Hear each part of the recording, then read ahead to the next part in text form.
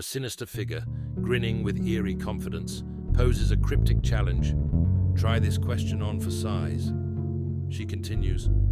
A war has broken out. One side has an army of 37,463 soldiers.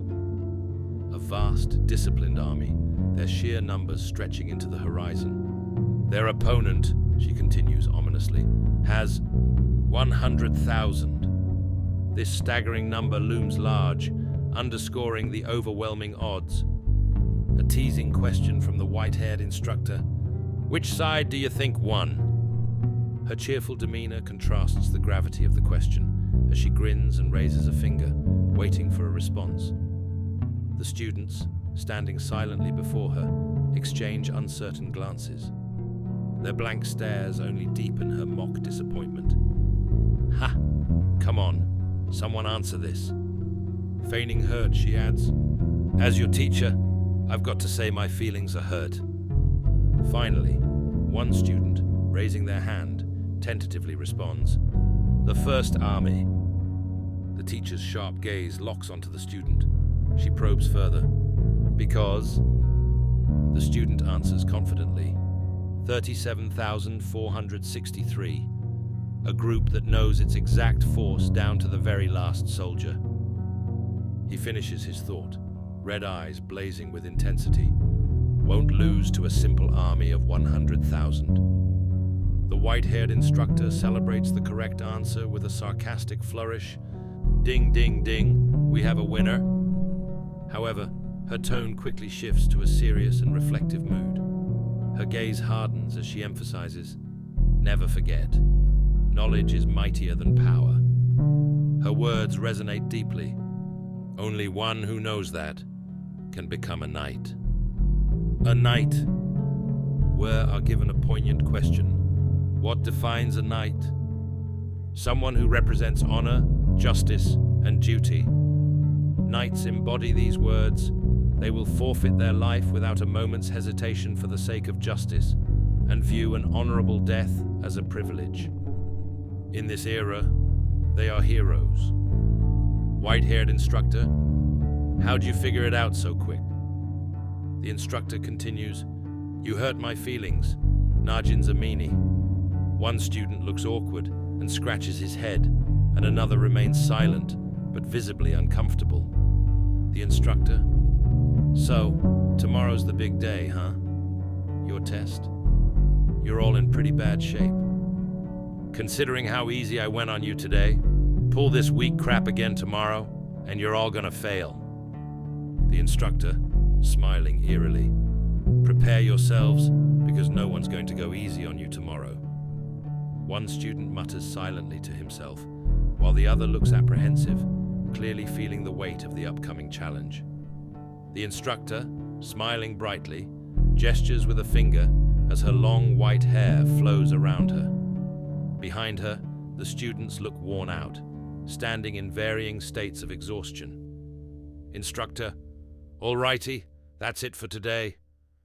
Each of you do 100 reps of the basic repetition drill before leaving. The students' reactions vary. One glares in annoyance, another pants heavily, and a third stares blankly. The instructor points toward Najin with a playful smirk. Instructor, except for Najin, who got my question right. No fighting now. You hear me? The instructor's smile fades into a sharp, warning glare as she leans closer toward the group. Her tone becomes colder. Instructor, if I see it again, I'll lay down the law. The scene shows the instructor vanishing with a poof, leaving the students to stare at where she stood. A distant shot shows the group of students standing in silence. The cracked tiles beneath their feet are evidence of their grueling training. One student remains collapsed on the ground, motionless. A student dramatically throws their hands into the air, their face contorted in frustration. Student, Ugh! How are we supposed to do 100 reps? Are we even going to be able to finish in time for the test tomorrow? In the background, one student pokes the collapsed figure, trying to wake them up. Loose, get up. Practice is over. Close-up of the collapsed student, loose, groaning in exhaustion as they squint upward. Their face is sweaty, and their hair sticks to their forehead. The student poking loose frowns in disbelief, their hands on their hips. Student, how come you passed out after only getting hit once? Loose sits up shakily, their body trembling visibly. They clutch their arms while their eyes dart around nervously. Loose, her kick is hard, core. Najin adjusts his scarf nonchalantly as another student approaches him from the side.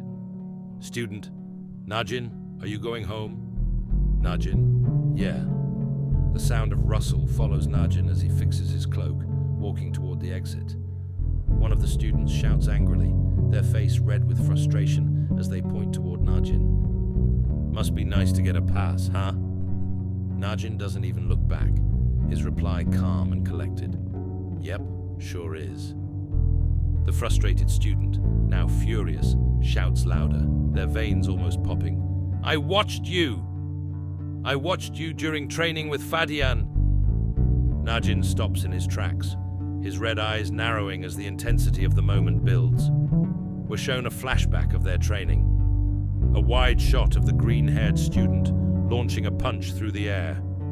A close-up of the instructor's eyes, glowing fiercely with an icy blue light. Her gaze is calm, but intense, conveys a sense of composure despite the chaos surrounding her.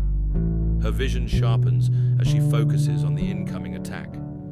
The instructor's eyes close entirely, her expression tranquil. A sudden burst of energy radiates from her body. The instructor's hand intercepts the oncoming attack, a clenched fist strike. The force ripples out in violent waves as her fingers dig into her opponent's wrist. The bright light fades into red, and her eyes snap open with a mixture of fury and concentration. Her face twists with tension as cracks form in the ground beneath her feet.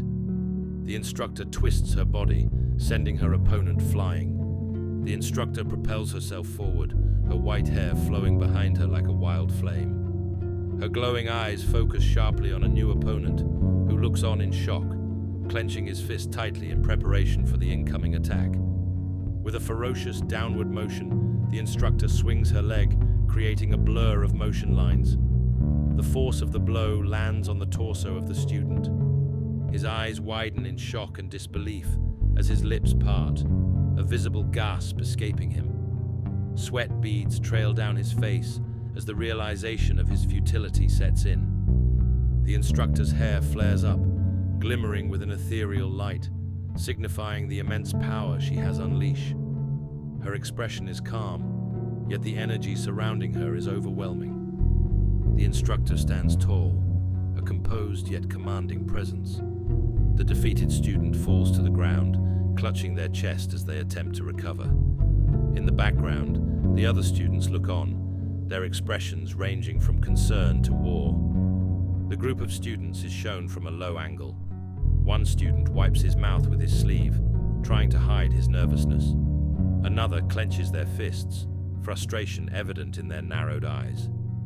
At the center, Najin remains still, their face unreadable, observing silently. We return to the present. Najin, with a stoic expression, looks forward, standing still amidst the tension. One of the students asks him, "You just stood there watching, you jerk." She continues to grab his collar, furious. Her face is flushed with anger as she shouts in his face, "You know you're the strongest here, and that teamwork is vital for Knights." Close up of the blonde student's glowing red eyes as they narrow, the surrounding tension rising. He remains silent, his expression calm, but his focus unwavering. The furious student grits her teeth, clenched jaw conveying frustration.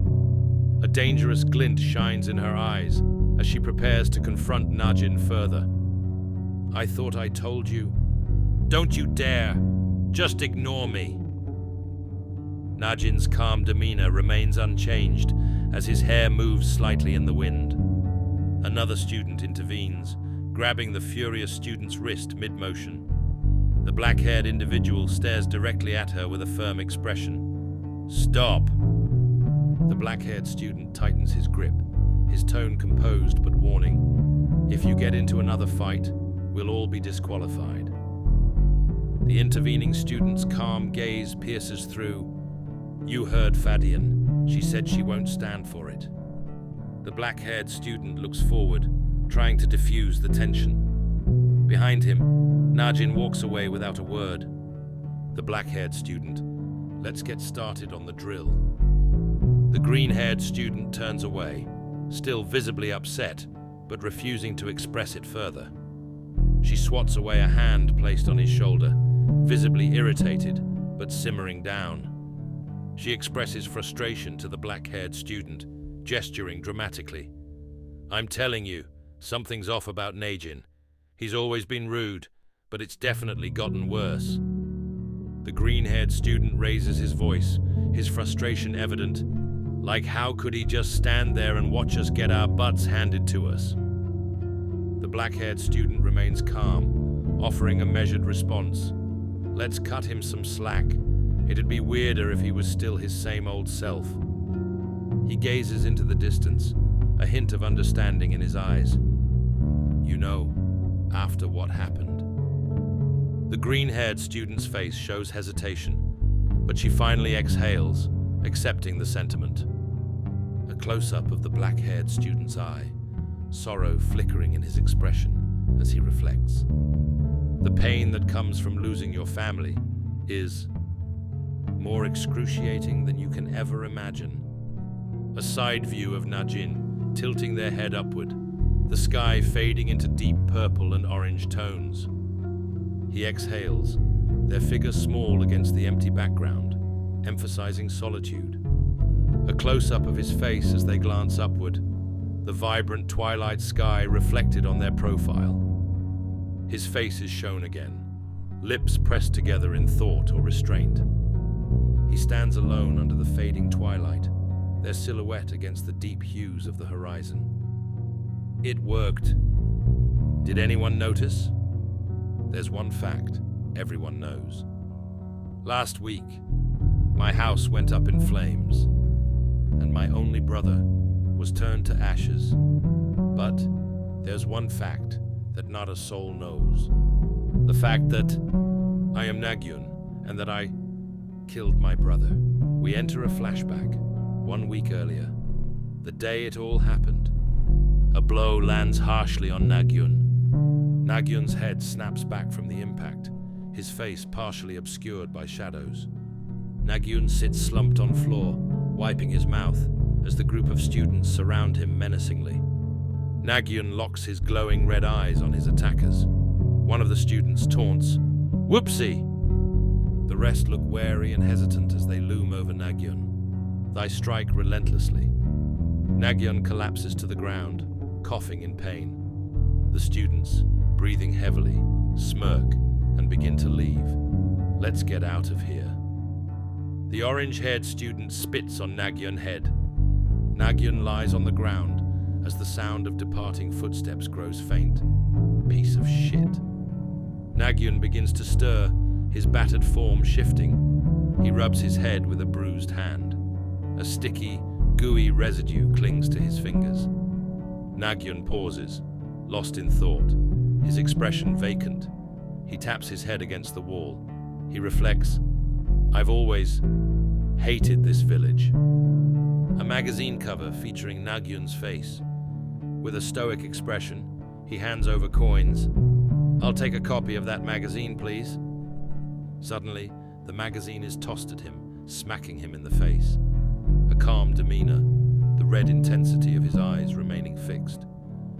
The shopkeeper stares at him from behind the counter, his expression a mix of disdain and indifference. Nagyun notices shopkeeper's demeanor. The look on his face shows how much he looks down on me. He bends down to pick up the magazine he had dropped, his body language sluggish but deliberate. Something I've gotten good at while living here is reading people's expressions. His fingers tap the magazine lightly as he observes, calm but calculating. Not to mention. Nagyun nods slightly, his face emotionless, controlling my own expression. He reflects internally, his face void of visible emotion. I can't smile, but I can't cry either. Nagyan observes the shopkeeper's composed expression. I need to maintain a look of indifference if I want to be harassed less. Nagyan walks away, his footsteps echoing down the empty street. Of course, I'm not actually indifferent at all. He flips open the magazine, the soggy pages sticking together. Water drips from the soaked magazine as he carefully examines it. Rising star who every night wants to tutor. First place, ranked second in, knight in training with the brightest prospects. Most popular in a national poll of knights in training. The image of the magazine shows a bright, confident young man, his twin, Nagyan. Nagyan stares intently at the picture, his expression cold yet pensive. From the village of Firewoodian. Nagyan narrates to himself, his calm facade slipping slightly. Of course, there are times I can't help my expression. We shift to an unknown man with piercing eyes addresses him. Half. Nagyan replies, "What? But why?"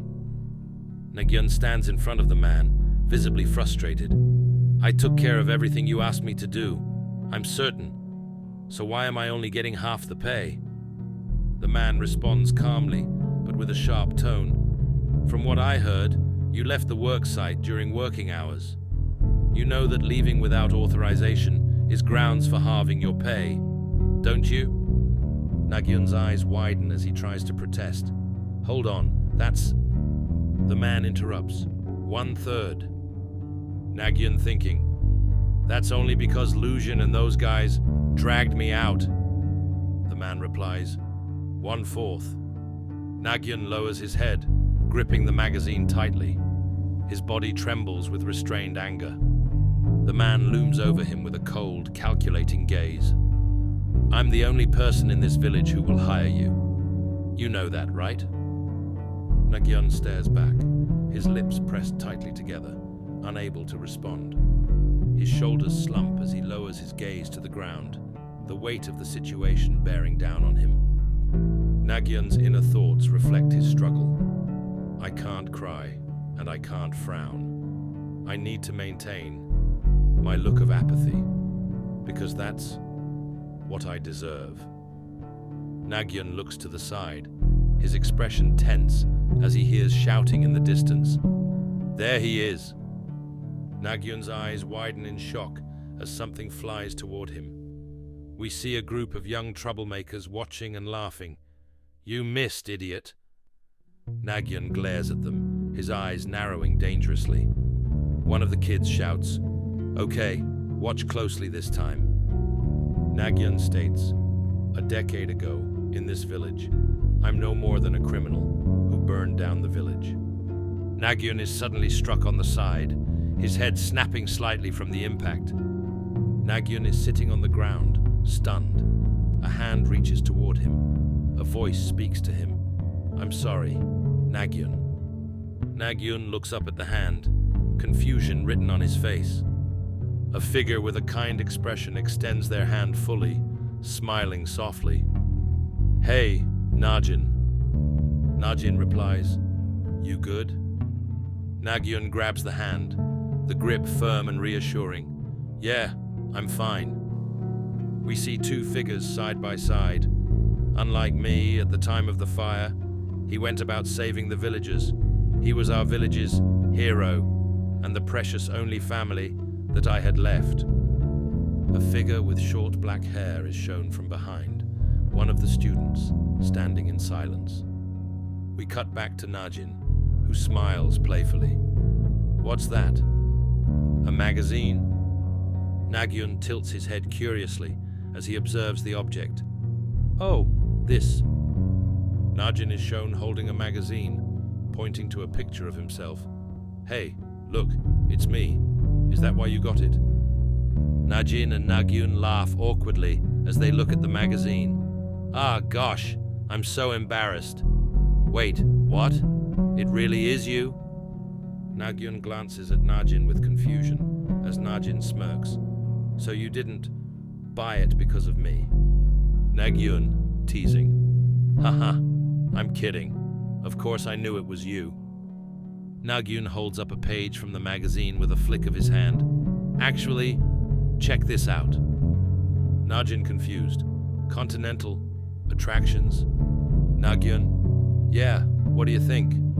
Sounds fun, right? Nagyun looks at him, slightly confused and contemplative. Yeah, but why? Nagyun, remember when we were young? A close-up of the magazine shows maps and illustrations of distant lands. We always talked about going on some great adventure someday. Nagyun looks down, his tone slightly somber but hopeful. I want to get out of this village. A close-up of Nagyun's face as he begins listing places with excitement.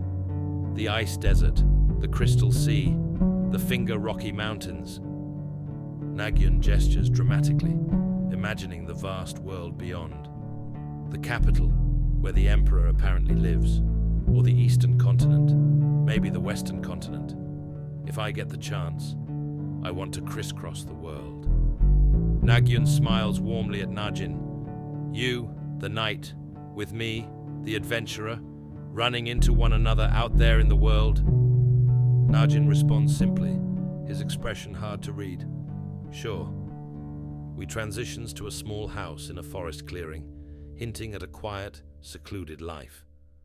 Najin and Nagyun walk towards the house in a casual mood. What? You're not upset, are you? No crying just because you miss me.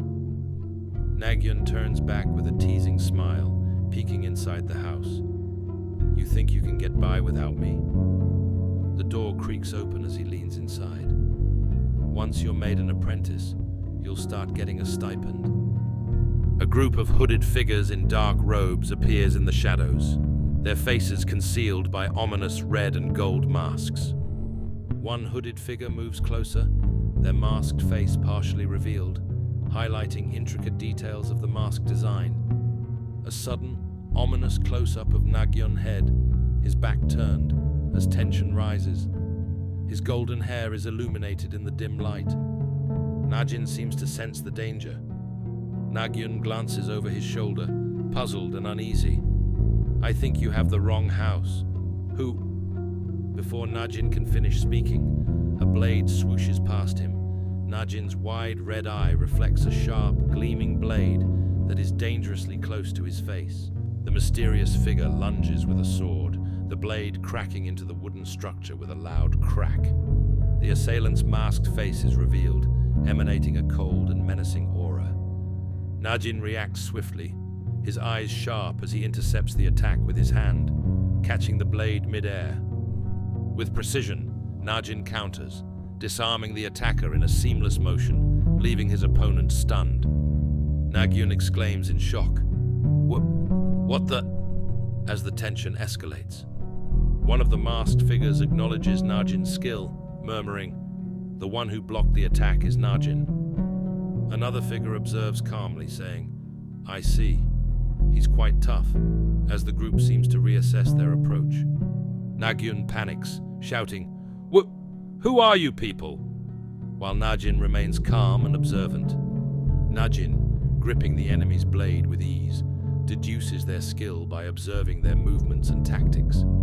He challenges them, his crimson eyes sharp. "Are you here to kill me? I'd like to see you try." The attackers mock Najin's boldness, their leader taunting, "Will you lay down and die?" Najin retorts fiercely, "You wish," launching himself forward with deadly precision. In a flash, he strikes, sending one masked assailant crashing into the wall with a powerful wham. Najin assesses the situation, outnumbered, surrounded, and uncertain of the attacker's full capabilities. Gripping his weapon firmly, he acknowledges the risks of fighting in the cramped den, aware that he's at a disadvantage. He contemplates the identities and skills of the masked enemies, their motives still unclear. Najin considers the worst-case scenario, the attackers kidnapping Nagyun. His resolve deepens as he realizes he can't allow that to happen. He steels himself, deciding it's better to act decisively than to leave anything to chance. Najin resolves to face the attackers alone, fully aware of the overwhelming odds, but driven by an unshakable resolve. With a sharp remark about cleaning up his home, he engages the assailants with confidence. Outside, Nagyun frantically bangs on the door, calling for Najin, desperate to assist or ensure his safety. Inside, Najin unleashes a devastating series of strikes, swiftly cutting down the masked attackers, maintaining focus as new threats emerge. Najin's ferocity and mastery of combat begin to even the odds, but the confrontation is far from over as more enemies close in. Najin moves with deadly precision, evading an incoming strike and countering with a lethal slash that takes down another assailant. His focus sharpens as he locks eyes with another attacker, swiftly dodging and delivering a decisive blow. One of the masked figures manages to catch Najin off guard with a sudden jab, forcing him to brace himself and retaliate. A heavy blow lands on Najin, momentarily disorienting him, but he regains his composure with his relentless determination. The enemy, wielding a mysterious weapon, launches a powerful attack, which Najin narrowly dodges, his eyes filled with steely resolve. The fight intensifies as Najin outmaneuvers his opponent, turning their momentum against them and delivering a finishing strike. Najin's skill continues to overwhelm his enemies, leaving him no room for error. Najin dodges an attack with a precise leap, landing with a soft tap as the floor cracks beneath his weight, showcasing his agility. Assessing his surroundings, Najin realizes the tight space limits his movements, and the enemy's speed makes it challenging to counterattack effectively. Despite his disadvantage, he remains composed, identifying the real threat among the attackers, the one with the circle on their forehead. The others, he notes, are merely distractions. His gaze sharpens as he shifts his focus to the group's leader, the only one who hasn't made a move yet, observing from the shadows with crossed arms. The leader smirks and begins to speak, acknowledging Najin's strength. "You're even stronger than I anticipated." Najin remains wary, tightening his grip on his weapon as he thinks, "I can't let this drag on. They're making their move." With a swift motion, Najin prepares his blade for another strike, his sharp red eyes locked on the leader. The leader calmly unsheathes their weapon, exuding a cold, calculated confidence, signaling that the real fight is about to begin. The tension builds as Najin prepares to face the leader, recognizing that this opponent is far more formidable than the others. The leader, still calm, holds their weapon at the ready, staring down Najin with an unsettling confidence. The leader glances toward the door for a brief moment. This slight distraction doesn't escape Najin's sharp red eyes as he narrows them in anticipation. Najin. His decisions were mostly right. Outside the room, Nagyun decides, "I'll go get help." Before he can act, the door suddenly bursts apart with a loud crash, sending shards of wood flying. Startled, he covers his face from the debris. Najin steps through the wreckage, his piercing red eyes glowing with determination. However, making the correct decisions does not always mean winning. Najin stands tall, his posture exuding resilience. Behind him, Nagyun stares in awe, realizing the gravity of the situation. The area around them begins to collapse further, dust and debris filling the air. Najin stands amidst the destruction, a protector in the chaos. The leader of the hooded figures sheathes their sword with a chilling shing, the sound echoing through the room. The leader mocks Najin. "I'm surprised you could block that, but I think you're outmatched." Najin coughs, visibly struggling but unwavering. Tension rises as the leader steadies his blade, the scene focusing on Najin's trembling hands, showing his resolve despite his condition. The leader continues, "In which case?" Another shing resonates as they prepare to strike again, his movements deliberate and menacing. They taunt, "Can you take another blow, or will you dodge it?" Najin's red eyes glare at them, silent yet defiant, as sweat trickles down his face. The leader smirks, leaning into their stance. I can't wait to find out. They surge forward with incredible speed. As the blade comes down, a powerful slash cuts through the air, accompanied by the ominous words, "What you'll choose." The outside world, showing a peaceful hill and a small house. A streak in the sky, a line of destructive energy, descends, disrupting the serene setting. Najin and Nagyun, their moment of respite, broken as a blade pierces through. Blood drips, and their faces are frozen in a mix of pain and surprise. Nagyun's eyes widen in shock as his red irises flicker with both pain and realization. The atmosphere turns heavy, and his strength begins to waver. Nagyun screams his name in desperation. Najin! The leader of the hooded figures remains silent, his face framed against a glowing red background, emotionless and cold. The leader casually observes Najin. He still tried to attack. The sound of a vibrating blade echoes ominously. Brushing off a speck of blood from his face, the leader remarks, "He opted for a guaranteed defense over a guaranteed attack, huh?"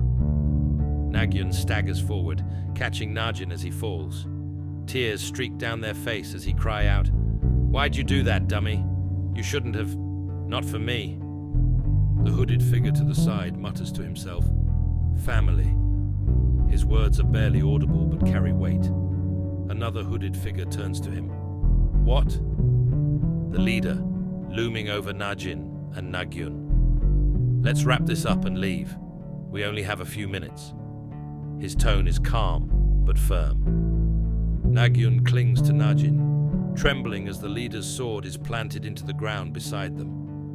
Silence falls for a brief moment. The leader lifts his hand slightly, his figure commanding and menacing.